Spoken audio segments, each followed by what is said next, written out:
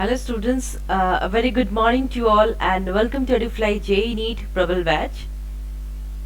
Like in previous class, I have discussed about the gametogenesis, the process of formation of male gamete. Okay, male part is clear, done.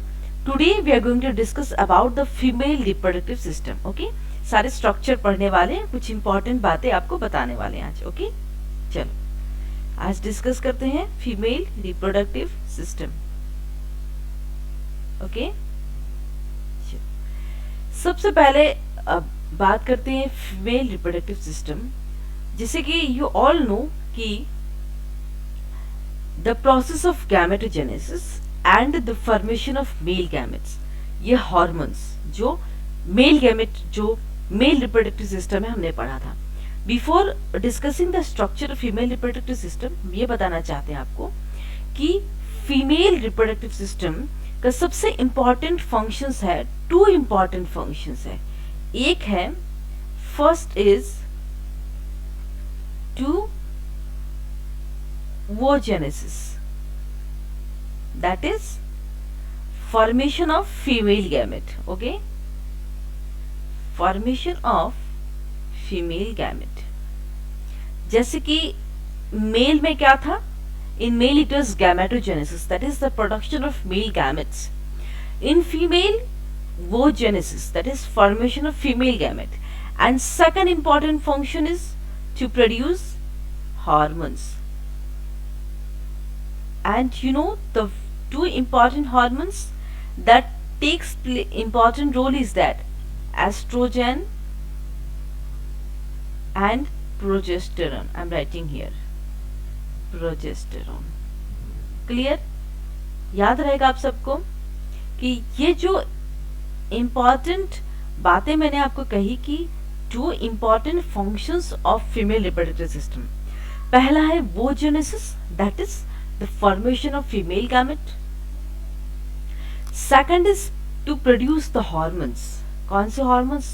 दो important hormones जो role play करते हैं, that is estrogen and progesterone. जो estrogen hormone है, whenever वो woman reaches to the puberty, that is at the age of 14, and when she is about to continue her cycle, her first menstrual period, okay, तो उस time ये hormones का काम होता है, एस्ट्रोजन. वैसे भी हॉर्मोन्स का काम पुबर्टी, जब whenever puberty starts at that time, वो हॉर्मोन्स का काम शुरू हो जाता है. एस्ट्रोजन लाइक जितना भी secondary sexual characters of female, okay, characters सब इस एस्ट्रोजन हार्मोन्स के साथ फर्स्ट मेंस्ट्रुअल पीरियड होना, ओके, तो ये सारी चीजें चेंजेस आती हैं इन women. Okay, now will discuss about the female reproductive system. Female reproductive system कहाँ लोकेटेड होते हैं? Pelvic region. ओके, देखो एक सिंपल डायग्राम आपको दिखाते हैं. This is the fallopian tube. Okay, this is the uterus. Okay, this is the cervix and here ovary is here, और fimbriae के साथ अटैच्ड होते हैं. This is the basic diagram of female reproductive system.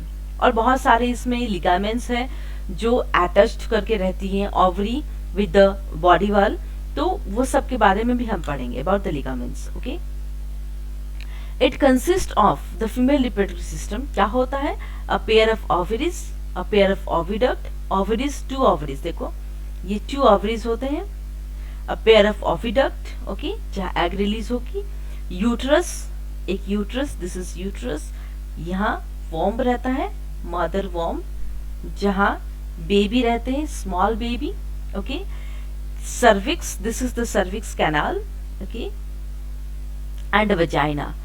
A female vagina is about 10 centimeter, 10 centimeter लंबा होता है. Vagina is 10 centimeter long, okay, and this thin is the cervix canal. Clear? Now we'll discuss about the external genitalia.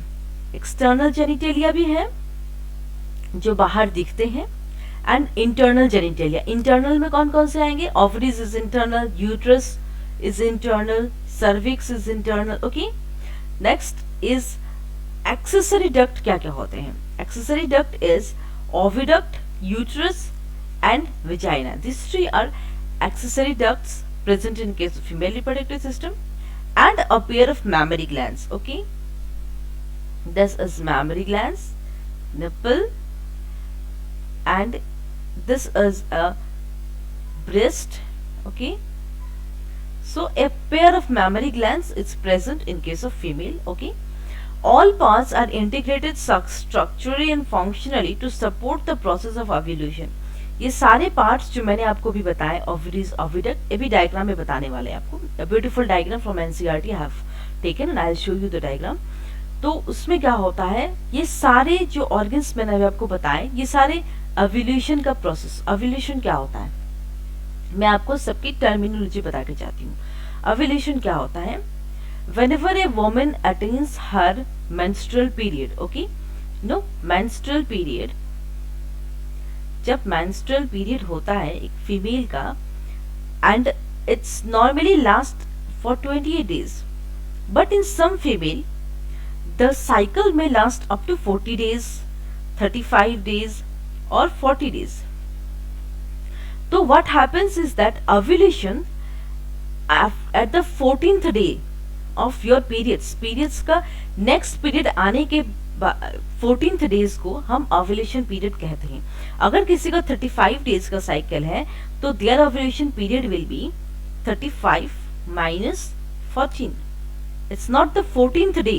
You have to subtract 14. That is 5 minus 4, 1, 2, 21.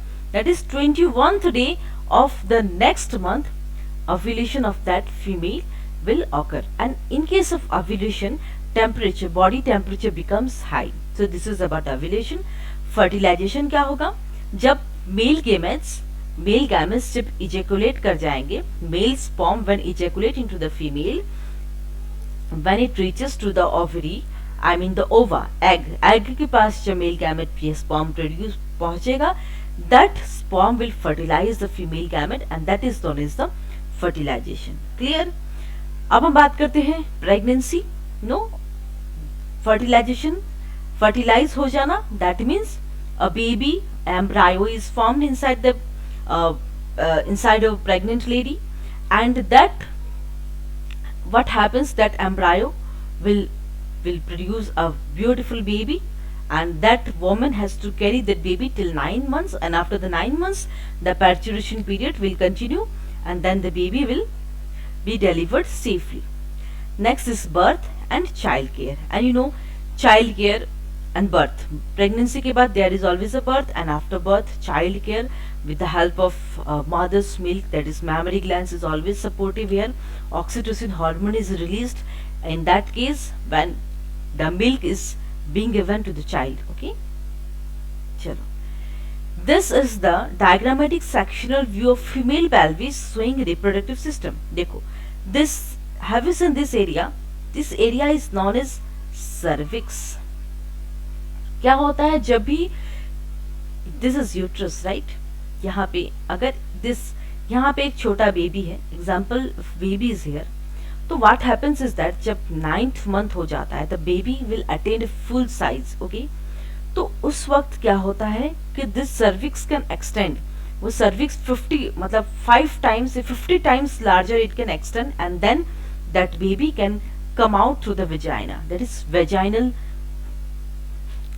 के through that childbirth can take place. okay, see the uterus is so beautifully designed. देखिए, जैसे कि मैं आपको short में अगर बताऊं, uterus, this is uterus. okay, this is uterus, यहाँ एग होते हैं, ovary, 2 ovaries are there. okay, तो sometimes it happens that कभी लेफ्ट ओवरी एग रिलीज कर सकती है, राइट ओवरी भी रिलीज कर सकती है. ओके, और समटाइम्स हैपेंस कि दोनों ओवरी ने एग रिलीज कर दिया और वो मेल गैमेट्स को फर्टिलाइज कर दी. In that case twins baby happens. और जो फीमेल का जो रिप्रोडक्टिव ट्रैक्ट है, uterus, is very sensitive. Is that अगर यहाँ ट्विंस बेबी होते हैं तो डॉक्टर्स ऑलवेज टेल कि आपको सावधानी बरतनी है, क्योंकि मिसकैरेज के चांसेस ज्यादा होते हैं। रीजन बिहाइंड दैट, आपने कभी सोचा होगा कि पहले आवर एंसेस्टर्स, हमारे जो एंसेस्टर्स थे वो सारे लोग कैसे थे? 4 पैडल, मतलब 4 लेग्स, ओके, 4 लेग्स के सपोर्ट में, and we had a tail, okay, our ancestors. तो 4 लेग्स पे हम लोग चला करते थे, अपने सारे काम किया करते थे, राइट? तो what happens is that when we came on our 2 legs, bipedal अगर हम जब हो गए, जब हम बाइपेडल हो गए, तो उसी की एक डिसएडवांटेज रह गई है फीमेल रिप्रोडक्टिव ट्रैक्ट में, कि ये जो यूट्रस देख रहे हैं आप लोग, ये यूट्रस सिर्फ 1 बेबी, ओनली 1 बेबी के लिए डिजाइन हुआ है। ट्विंस या ट्रिपलेट्स या क्वाड्रुप्लेट्स बेबी जब होते हैं, मिसकैरेज एंड एबॉर्शन के मतलब 90% चांसेस होते हैं। It's a god gift, and क्या होता है, कभी कभी बेबी स्टे कर जाता है, but maximum chances is that the baby will fall of, miscarriage हो सकता है, दैट मीन्स वो बेबी गिर सकता है, राइट? तो यह डिसएडवांटेज हुआ जब हम 2 पैरों पे आ गए, तो हमारी जो यूट्रस है ना, यूट्रस जो है नीचे पोर्शन, स्टोमक तो दिस इज फीमेल बॉडी, अगर स्टोमक ऊपर है, बट फीमेल के जो रिप्रोडक्टिव ट्रैक्ट है वो नीचे है, नीचे है, ध्यान देना आप ये बात। तो क्या होता है कि हमारा जो स्टोमक है, पेट, stomach doesn't support the uterus का सपोर्ट, पूरी तरह स्टोमक का सपोर्ट नहीं रहता यूट्रस पे। इसीलिए doctors always says that those pregnant lady shouldn't take, भारी चीजें ना उठाया करिए आप लोग, always doctors suggest to that pregnant lady. तो एक और क्वेश्चन है मेरे दिमाग में जो आप लोग भी सोच रहे होंगे, कि जैसे कि डॉग, कैट, है, ये सारे लोग, ये सारे जो जानवर हैं, this animals, they give birth to 4, 6, कभी 8 बच्चे, इतने सारे बच्चे वो कैसे जन्म देते हैं? बताए क्यों? क्योंकि उनका जो सपोर्ट है, उनका जो बॉडी है, दैट्स बॉडी स्ट्रक्चर, वो उनके पास 4 लेग्स है, क्लियर? उनका जो बॉडी है 4 लेग्स का सपोर्टिव है, सपोर्ट उनका चारों लेग में दे रहे हैं, प्लस उनका जो यूट्रस है, उनका स्टोमक सपोर्ट कर रहा है, and in that case what happens is that उनका जो बेबी है वो उनको स्टोमक सपोर्ट करता है, एंड दैट्स व्हाई वो 4, 6, 8 बच्चे जन्म दे सकते हैं। But in case of humans that is exception case, की कभी ट्विंस, ट्रिपलेट्स मिल जाता है आपको, लेकिन maximum time a woman can give birth to only 1 baby, because a body is designed in such a way that it has to deliver 1 baby, okay? चलो, so this is about the uterus, cervix के बारे में बता दिया, this is urinary bladder, you know, यहाँ पे urine store होंगे bladder में, this is pubic symphysis, यहाँ पे pubic symphysis है, this is urethra, okay, this is clitoris, this region is clitoris, labia minora, labia majora, ये सारे हम पढ़ने वाले, सारे ऑर्गन्स के बारे में पढ़ने वाले, vaginal orifice, okay, this is rectum, okay, this is vagina, and this is anus, okay, and your vagina is 10 centimetre long, clear? चलो, ये सारे इंफॉर्मेशन आपको याद रखनी है, basic information about the female reproductive system, okay? चलो next देखते हैं। This is the diagrammatic sectional view of female reproductive system, okay? ये हमारा जो फीमेल का रिप्रोडक्टिव सिस्टम है कहाँ लोकेटेड होता है? Lower abdomen, it's not in the stomach, stomach के ठीक नीचे एरिया में आपका फीमेल रिप्रोडक्टिव सिस्टम होता है। This is 2 egg, 1 ovary, 2nd ovary. क्या होता है कि sometimes it happens that right ovary egg release कर रही है, left ovary रिलीज कर रही है। जब egg रिलीज होता है, when egg is released from the ovary, तब ये कहाँ जाएगा? It will go to the body cavity. Sometimes क्या होता है, कभी कभी ऐसा होता है कि जब egg रिलीज हो जाने के बाद वो अंदर ही कहीं फेगोसाइटोज हो जाता है, वो egg मर जाता है। अगर वो जब तक फैलोपियन ट्यूब तक नहीं आता है तब तक फर्टिलाइजेशन नहीं हो सकता है, यू हैव टू रिमेम्बर। तो जब ये एग बॉडी कैविटी में आने के बाद फैलोपियन ट्यूब जो है वो तरीके से वेट कर रहा होता है कि एग यहाँ आएगा। जब एग वहां चला जाता है फैलोपियन ट्यूब में, तब क्या होता है, जब मेल जो स्पर्म और इजेकुलेट हो जाता है in female body, at the time of ovulation. You know ovulation, ovulation के टाइम में एग रिलीज होता है. Clear everyone? ओव्यूलेशन के टाइम में, जैसे कि मैंने ओव्यूलेशन पीरियड आपको कैलकुलेट करके बोला था, तो ओव्यूलेशन के टाइम में एग रिलीज होता है. और वो जो एग रिलीज होगा, एग रिलीज होके एग कितने टाइम तक रह सकता है? 24 hours, almost 1 to 2 day. Maximum is 24 hours. Okay, 24 hours an egg can stay in the female reproductive tract. और जो मेल स्पर्म है, mail sperm when it get released into the female body, 2 to 4 days maximum, इतने दिन तक वो female reproductive tract में sperm रह सकता है. Millions of sperms are released into the female body. सारे क्यों जाके फर्टिलाइज नहीं कर पाते? क्यों? क्योंकि जो वहां भी रेस होता है, बगैर रेस आज हम दुनिया में नहीं आया. हमने रेस किया है इस दुनिया में आने के लिए, हम सब ने रेस किया है. Okay, a single sperm will win the race and that sperm will fertilise the egg and that fertilisation will lead to the baby, formation of embryo and then the baby and the delivery of baby. Very interesting, बहुत interesting chapter है, बहुत अच्छे से समझिएगा. Okay, चलिए, तो fallopian tube में देख रहे हैं ये this is isthmus, this is infundibulum, और ये फिम्बरी लाइक स्ट्रक्चर है. क्या होता है? ओवरी के साथ, ये जो ओवरी के साथ जो अटैचमेंट है इनफंडिबुलम का, यहाँ पे जो है ना लिगामेंट्स जो होती हैं, लिगामेंट्स का बहुत इंपॉर्टेंट रोल होता है. जो ओवरी को बाकी स्ट्रक्चर्स के साथ अटैच्ड करके रखता है, लिगामेंट्स का बहुत इंपॉर्टेंट रोल होता है. Okay, this is uterine cavity and this are the layers of uterus. ये पेरीमेट्रियम, मेसोमेट्रियम, एंडोमेट्रियम, इन तीनों का फंक्शंस हम पढ़ने वाले नेक्स्ट स्लाइड में. आपको सब कुछ क्लियर करना है मुझे. This is cervix, this is cervix canal. यहाँ से अगर यहाँ पे एक बेबी रहता है, small baby inside the uterus, तो वेजाइनल बर्थ में क्या होगा? दिस यहाँ से बेबी, सर्विकल कैनल से baby will come out. Okay, that means take birth through the cervical canal. Okay, and this cervix, whenever a lady gets pregnant and at the end 9th month if she is about to deliver the baby, तो क्या होता है कि जो cervical canal है ना, it will expand up to so big that the baby will find the route towards the vagina and it will come out through the vagina. Okay, so this is known as vaginal birth. And C-section is also there. If some female who can't give birth through the vagina, she has to go through the C-section. Okay, C-section, that is cesarean birth. Clear? चलो, ovary is done, fimbriae is done, cervix हो गया, cervical canal, vagina, सबके बारे में मैंने आपको बता दिया. अब हम बात करते हैं नेक्स्ट, फीमेल गोनाड्स, ओवरीज. बहुत इंटरेस्टिंग, राइट?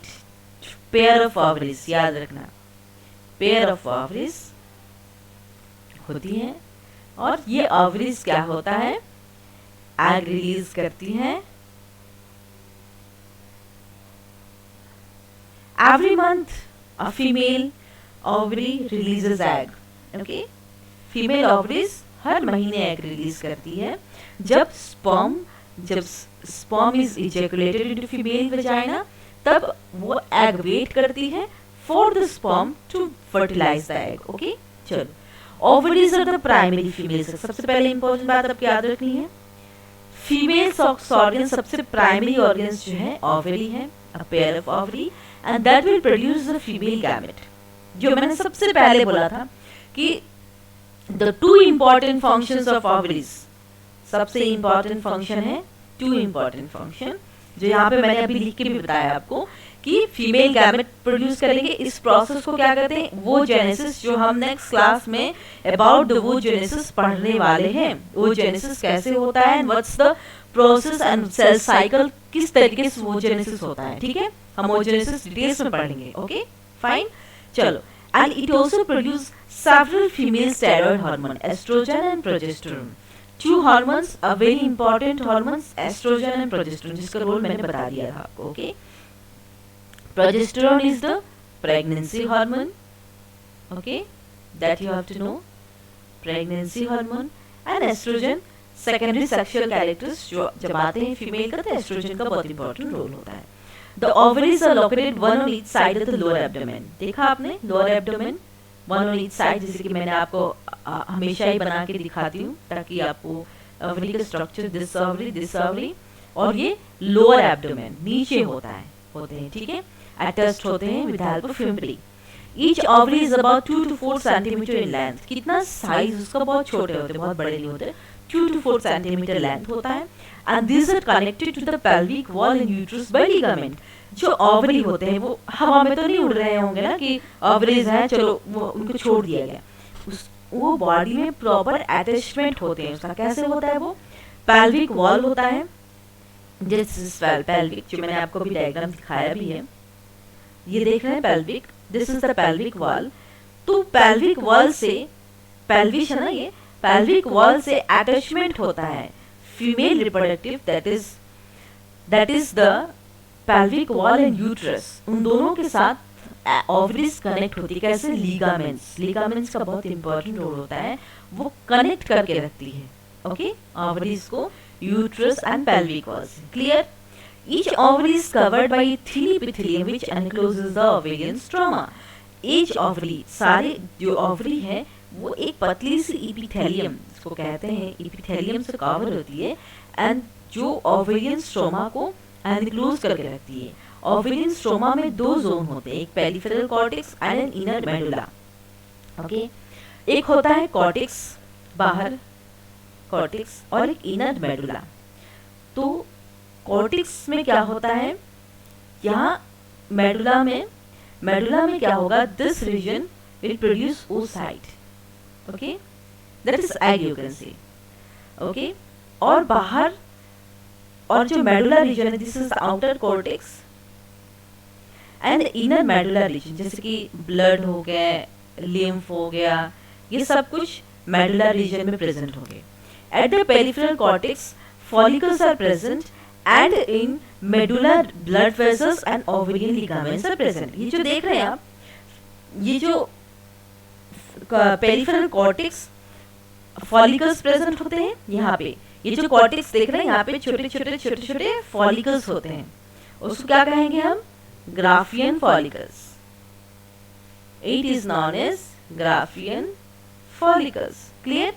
और जो मेडुला है वहां पे ब्लड वेसल्स, अभी मैंने कहा आपको ब्लड वेसल्स और ओवेरियन लिगामेंट्स, जो ओवरी को यूट्रस के साथ अटैच करके रखेंगे, उसी को कहते हैं लिगामेंट्स। वहां लिगामेंट्स प्रेजेंट होते हैं। क्लियर हो गया आप सबको? क्लियर है? चलिए बच्चे अब आगे बढ़ते हैं। This is the structure of ovary, and ये डायग्राम हमने एनसीईआरटी से लिया है। और आपको एक बात बता दें कि एनसीईआरटी के डायग्राम की लेवलिंग आपको हमेशा याद रखनी है, बिकॉज क्वेश्चंस हमेशा नीट में आते हैं, एंड आप लोगों को भूलना नहीं है कि आपका टारगेट इज नीट।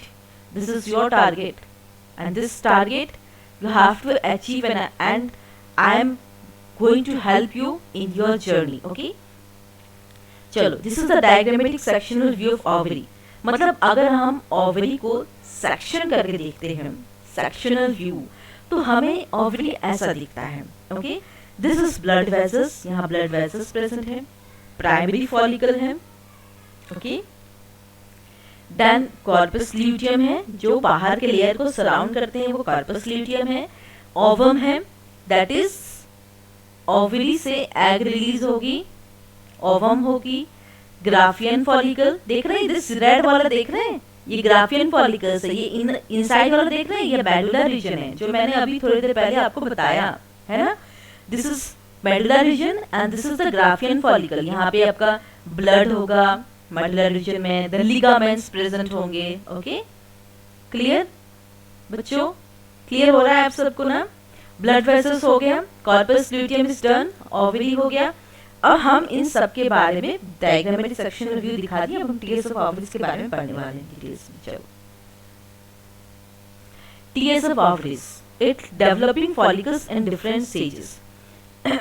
तो क्या होता है, ओवरी में फॉलिकल्स होते हैं, ठीक है, जिसको कहते हैं Graafian follicles, and this will develop in different stages. This Graafian follicle जो है हर एक स्टेजेस में डेवलप करेंगे। Remember, primary follicle develop into Graafian follicle with mature ovum. पहले प्राइमरी होगा, पहले प्राइमरी फॉलिकल होगा, पहले प्राइमरी फॉलिकल होगा। वो प्राइमरी फॉलिकल क्या होगा, डेवलप कैसे होगा, जब ओवा मैच्योर हो जाता है।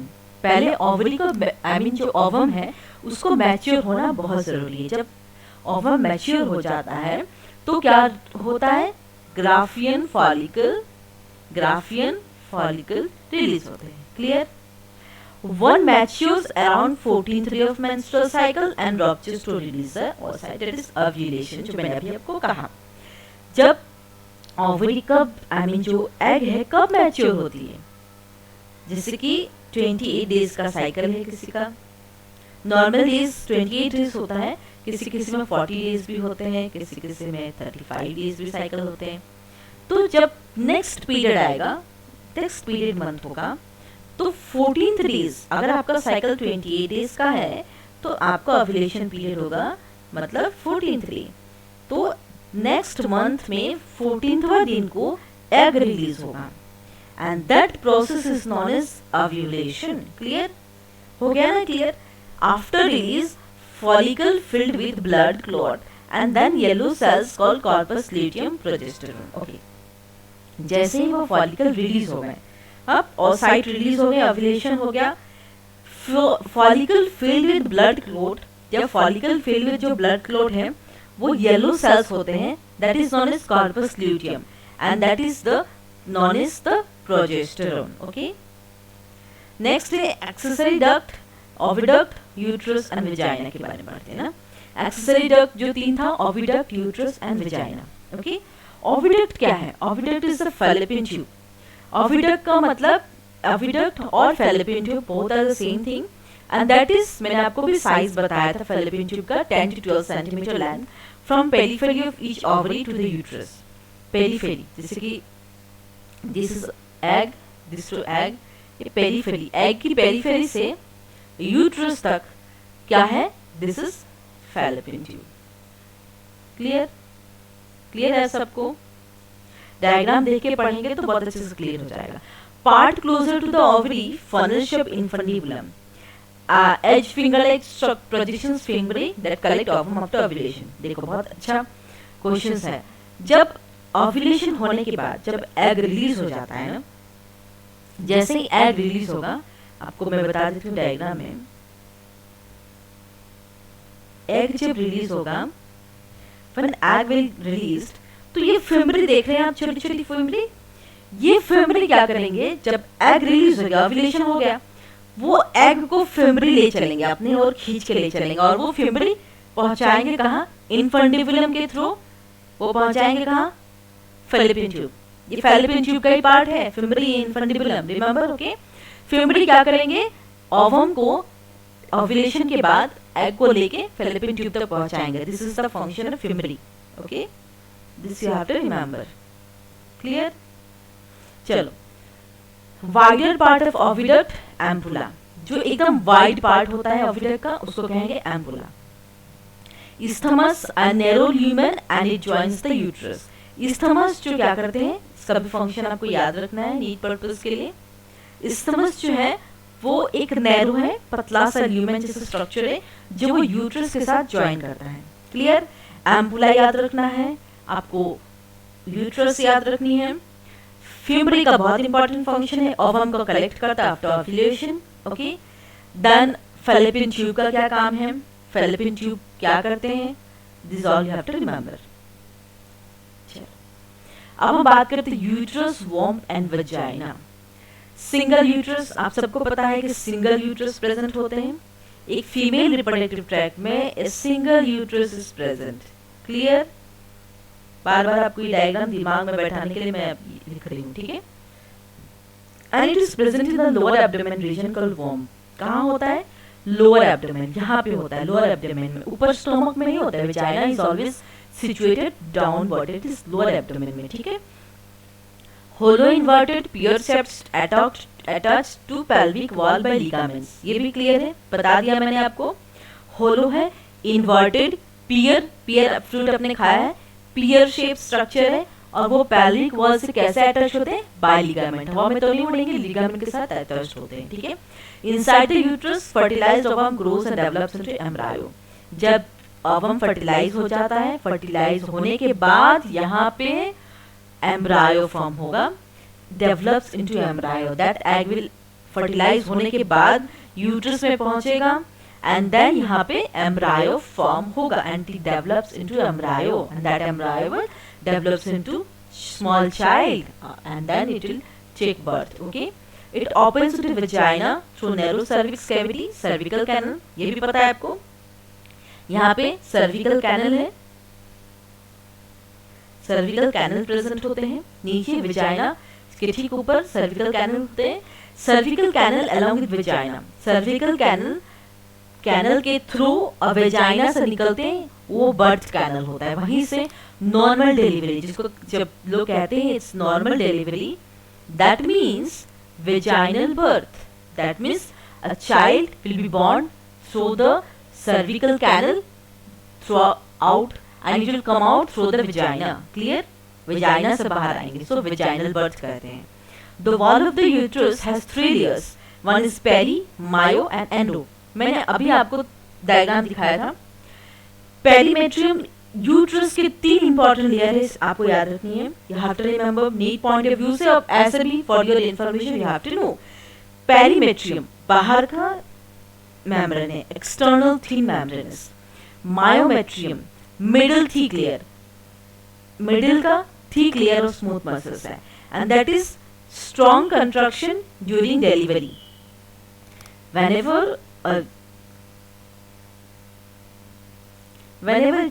a woman give birth, okay, जब वो बर्थ जन्म देती है तो मिडिल लेयर जो है वो क्या होता है, वो कंट्रैक्ट करता है, बहुत जोरों से वो कंट्रैक्ट करता है ताकि बेबी वेजाइना के थ्रू बर्थ ले ले। मायोमेट्रियम का बहुत इंपॉर्टेंट रोल होता है इन केस ऑफ प्रेगनेंसी। और जो इनसाइड का लेयर है एंडोमेट्रियम, वो इनर ग्लैंडुलर लेयर है and that will line the uterine cavity. वो यूट्रिन कैविटी को लाइन करते हैं और वही जो जब मेंस्ट्रुअल साइकिल होती है, जब फीमेल का menstrual cycle, and when female sees that stomach pain हो रहा है, क्यों स्टोमक पेन हो रहा है, क्योंकि वो जो एंडोमेट्रियम जो इनर लेयर है ना, वो उसमें बहुत चेंजेस आते हैं मेंस्ट्रुअल साइकिल के टाइम पे, and that is about the endometrium. अब हम बात करते हैं एक्सटर्नल जेनिटलिया, जो बाहर दिखते हैं। जब एक फीमेल का रिप्रोडक्टिव स्ट्रक्चर है बाहर, ओके, तो यहाँ पे क्या क्या चीजें होती हैं वो मैं आपको बताऊंगी, ओके, ठीक है ना। चलो, mons pubis, labia majora, labia minora, hymen and clitoris, ये जो 5 लेयर है, mons pubis, labia majora, labia minora, hymen और क्लिटोरिस, ये पांचों जो है ये एक्सटर्नल, दैट मीन्स बाहर से हम देख सकते हैं। मॉन्स प्यूबिस जो है पैड ऑफ फैटी टिश्यू, जो हेयर से कवर्ड है, फैटी टिश्यू होते हैं बाहर जो पूरे हेयर से कवर होते हैं, उसको मॉन्स प्यूबिस कहते हैं। Labia majora, a fleshy folded tissue surround the vaginal opening. Labia majora a very important role play करता है फीमेल में। वो टिश्यू होती है पतली सी जो वेजाइनल ओपनिंग को सराउंड करके रखती है, दैट इज प्रोटेक्ट करके रखती है। लेबिया माइनोरा क्या है, paired fold of tissue under लेबिया majora. Labia majora के अंदर लेबिया माइनोरा है, वो भी पेयर्ड फोल्ड, टिश्यू का पेयर्ड फोल्ड है, okay. Clitoris, teeny finger structure lies at the upper junction of 2 labia majora, okay। teeny finger structure, छोटा सा finger like structure है जो ऊपर जंक्शन है, 2 लेबिया मेजोरा के ऊपर जंक्शन में क्लिटोरिस है, okay. Next is hymen. Hymen क्या होता है, just inside the opening of the vagina, often torn during the first coitus। hymen, whenever there is a first intercourse between the male and female, when there is a first sex between the male and female, this hymen का जो पतला सा एक opening होता है vagina का, वो generally torn होता है during the first intercourse and that a bit bleeding comes out. लेकिन that doesn't mean that hymen is the presence और absence of hymen is not a reliable indicator of pregnancy. इसका मतलब ये है कि अगर इंटरकोर्स में ब्लीडिंग नहीं हुआ, that doesn't mean that you can जज a female character that is not virgin, okay.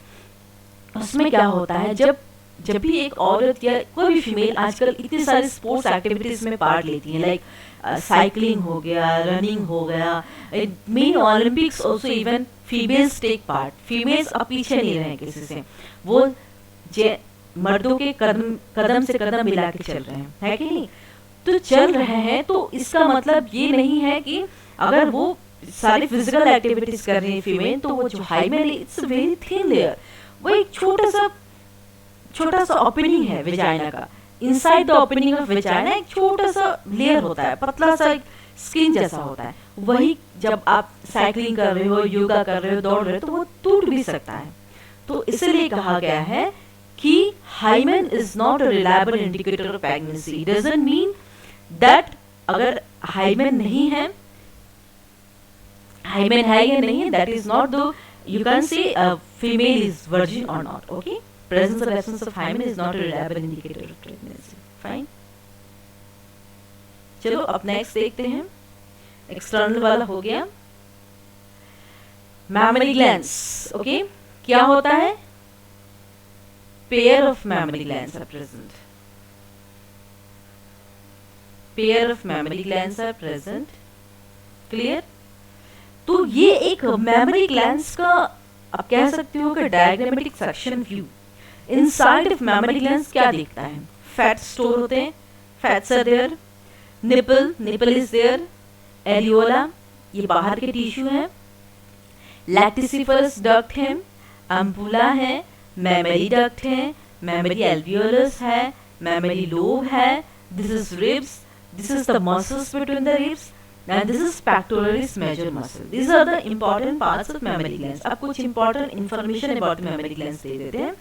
mammary glands कैसे होते हैं? paired होते हैं, glandular tissue होते हैं, and variable amount of fats, बहुत amount of fats होते हैं mammary glands में। okay, glandular tissue कैसा होता है? It is divided into 50 to 20 mammary lobes containing cluster of cells, that is alveoli. glandular tissue जो प्रेजेंट होते हैं इन केस ऑफ मैमरी ग्लैंड्स कितना होते हैं? 50 to 20 मैमरी लॉब्स होते हैं छोटे छोटे, और उसमें बहुत सारे सेल्स होते हैं, उसी को क्या कहते हैं? एल्वियोलाई कहते हैं। एंड दैट एल्वियोलाई क्या करते हैं? वो मिल्क सिक्रेट करते हैं, स्टोर्ड इन ल्यूमेन। जो वो एल्वियोलाई है वो मिल्क को सिक्रेट करते हैं, एंड दैट मिल्क जब बेबी बर्थ हो जाता है तो ऑक्सीटोसिन हार्मोन के थ्रू वो रिलीज होते हैं। ऑक्सीटोसिन हार्मोन उस टाइम काम करता है, ठीक है। Alveoli opens into memory tubules, okay. Alveoli जो ओपन होते हैं किसमें? मैमरी ट्यूबल्स में। Tubules of each lobe joins memory duct. Tubules of each lobe का जो ट्यूबल है वो मैमरी डक्ट को ज्वाइन करते हैं, और मेनी डक्ट्स, जो इतने सारे डक्ट्स प्रेजेंट है ना, वो सारे क्या करते हैं? मैमरी एम्पुला, देख रहे हो ये इतने सारे डक्ट है ना, ये सारे क्या करेंगे? मैमरी एम्पुला फॉर्म कर देंगे, ठीक है। इतने सारे मैमरी डक्ट्स जो है मैमरी एम्पुला फॉर्म कर देंगे, and which is connected to lactiferous duct through which milk is sucked out. तो एम्पुला किसके साथ कनेक्टेड है? Lactiferous duct. देखो मैंने अभी बताया है, देखो लैक्टिसिफरस डक्ट, एम्पुला इसके साथ कनेक्ट है, और क्या होता है? इसी के थ्रू, लैक्टिसिफरस डक्ट के थ्रू यहाँ से मिल्क कम आउट। क्या होता है? Milk come out, and through the nipple वो मिल्क लिया जाता है, ठीक है। क्लियर हो गया सबको? चलो, female reproductive system is done. अब हम बात करेंगे नेक्स्ट क्लासेस में about the process of oogenesis, that is the formation of female gamete. कैसे फॉर्म होते हैं वो हम बात करेंगे नेक्स्ट क्लास में, okay. So if you have any doubts regarding today's class, you can WhatsApp me or you can comment me, and how was today's class? Comment me in the comment section, and आप अगर अपने दोस्तों से share करना चाहते हैं, अगर आपको लेक्चर बहुत अच्छा लगा तो आप शेयर कर सकते हैं, एंड कुछ डाउट्स हो तो आप पूछ सकते हैं, ठीक है। So with this I will conclude my class today. Thank you so much.